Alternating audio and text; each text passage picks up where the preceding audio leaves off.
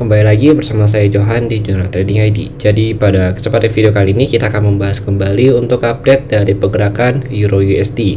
Nah, di sini kita pakai time frame 1 jam ya. Sedangkan kalau kita perhatikan untuk time frame besar ya seperti daily itu kalau kita lihat memang masih uptrend. Kemudian kalau untuk 4 jam itu juga masih uptrend di sini ya. Cuma kalau kita perhatikan memang semenjak market tutup di market Amerika tutup ya di tanggal 7 April kemarin ya, jadi pergerakannya hampir tidak ada kalau kita perhatikan. Nah, di sini kalau kita bahas ya mengenai si SNR ini ya, ada beberapa SNR yang ingin saya sampaikan kepada kalian semua ya. Di sini kalau kita perhatikan dia juga membentuk symmetrical triangle ya untuk di time frame 1 jam.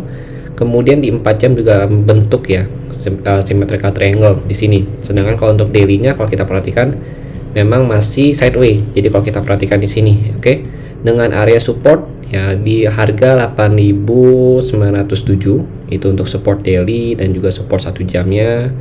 Kemudian kalau kita lihat ya ini jadi area support yang cukup kuat nih. Itu support level ini itu sudah menahan ya si harga ini mulai dari tanggal 4 April ya kalau kita lihat di sini. Kemudian di tanggal 6 April dan terakhir itu di tanggal 7 April. Nah, ini pada saat NFP kemarin. Oke, itu kemudian kalau kita perhatikan lagi di sini ada trend line ya. Kalau kita lihat trend line ini mulai terbentuk tanggal 4 April juga ya. Kemudian di retest lagi pada tanggal 7 April subuh kalau kita perhatikan ya, jam 1 subuh di retest lagi. Kemudian ada lagi dia retest itu di jam 5 sore ya, ini sebelum NFP kalau kita perhatikan, dan dia melakukan retest kembali ke area support itu di jam 7 malam pada saat NFP data itu mau dirilis kalau kita perhatikan. Nah, kemudian ya untuk area support ya kalau kita lihat secara pergerakan ini masih uptrend ya, jadi memang lebih prefer untuk ambil buy ya di area support. Kalau kita lihat ya untuk support itu di level 8.907. Nah, sebelum dia belum bisa break dari support ini, kita masih bisa ambil buy dengan target harga kurang lebih. Nah, di sini kan ada resisten. Kalau kita perhatikan sini ada resisten. Ini belum bisa di breakout nih sama dia dari jam 4 subuh sampai jam 6 malam ya. Itu masih belum di breakout sama dia. Jadi ini target pertama. Nah, begitu dia bisa break ya, kemungkinan sih dia akan retest ke sini dulu kan, dia breakout dari trendline nih. Baru dia lanjut naik ke area sini. Nah, ini target kedua. Nah, target ketiga ini di mana?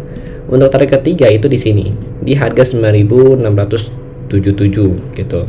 Nah, di sini. Nah, nanti begitu kita mau hold, misalkan kita udah ambil buy di sini dan kita mau hold ya, pastikan kita set PE itu kurang lebih di harga 9.362. Nah, ini kalau untuk ambil area buy. Nah, kalau kalian mau ambil area sell ya pastikan harganya itu sudah berhasil breakout dari si zona kuning ini atau si support level yang berwarna kuning ini. Selama harga masih belum breakout dari support level kuning ini, itu kalian jangan ambil sell terlebih dahulu karena memang cukup riskan. Kecuali memang di sini dia ada konfirmasi rejection di salah satu level support resisten ini di 9.200 sampai 9.300 tidak dari rejection, itu boleh kalian untuk ambil short sell. Tapi kalau untuk menahan sell lebih lama ya, atau untuk kalian ingin coba untuk ambil swing sell lebih lama seperti 3 atau 4 hari, kalian boleh ambil ketika dia berhasil break dari 897 ini ya.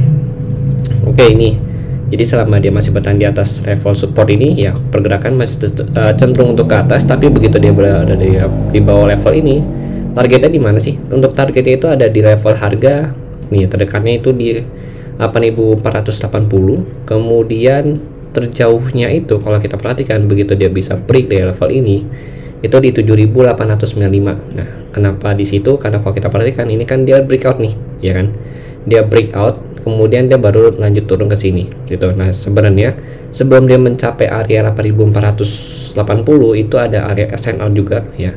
Untuk SNR zona itu minor sini, kalau kita lihat sini minor SNR itu kurang lebih di harga 8.672. Nah, di sini karena sempat harga pullback dulu ke sini ya, baru dia lanjut turun lagi ke bawah gitu.